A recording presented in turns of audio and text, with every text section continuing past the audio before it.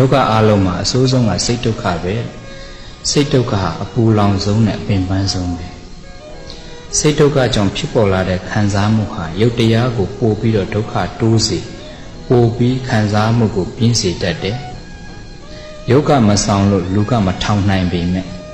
စိတ်ကဆောင်နေရင်ဒုက္ခကိုရှောင်ကျဉ်နိုင်ကြမှာပါပဲစိတ်ကမဆောင်နိုင်ခဲ့ရင်တော့ဘလောက်ထောင်နေတဲ့ရုပ်ပင်ဖြစ်ပါစေအယုတ်ကျိုးပြက်ဒုက္ခတွေထပ်နေစေတော့တာပဲမဟုတ်လားစိတ်ကိုဒုက္ခဖြစ်စေတာကလည်းတခြားသူတွေကြောင့်မဟုတ်ဘူးကိုယ်စိတ်ကကိုယ့်ကိုပြန်ပြီးဒုက္ခပေးတာကိုယ်စိတ်ကိုဒုက္ခပေးတာကလည်းပဲတခြားသူတွေကပေးတာမဟုတ်ဘူးကိလေသာတရားတွေကပေးတာ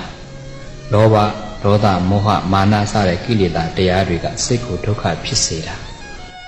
လောဘကြောင့်စိတ်ပင်ပန်းတယ်ဒေါသကြောင့်စိတ်ပူလောင်တယ်မောဟကြောင့်စိတ်ထိုင်းမိုင်းတယ်မာနကြောင့်စိတ်ခက်ထန်တယ်စသဖြင့်ဒီကိလေသာတွေဟာကိုယ်စိတ်ကိုဒုက္ခဖြစ်စေတာပါပဲဒီတရားတွေကပဲကိုယ်စိတ်ကိုညှဉ်းနှွမ်းစေတာပဲစိတ်ညစ်တော့မရွှင်လ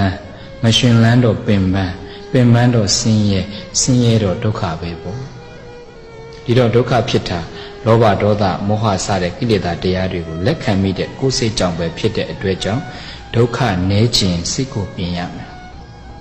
စိတ်ပြင်ဖို့ဆိုရင်စိတ်ကိုဒုက္ခဖြစ်စေတဲ့ကိလေသာတွေမဝင်အောင်နေထိုင်ကြဖို့ပါပဲကိလေသာတွေကြားမဝင်ဖို့ဆိုရင်တတိရှိနေမှပဲဖြစ်မှာပေါ့တတိရှိနေတဲ့စိတ်ဟာကိလေသာတွေကင်းနေတဲ့စိတ်ပါပဲကိလေသာကင်းနေတဲ့အခိုက်ဟာအပူကင်းနေတဲ့အချိန်ပဲဖြစ်ပြီးအပူမရှိတဲ့စိတ်ဟာအေးချမ်းတဲ့စိတ်ပဲပေါ့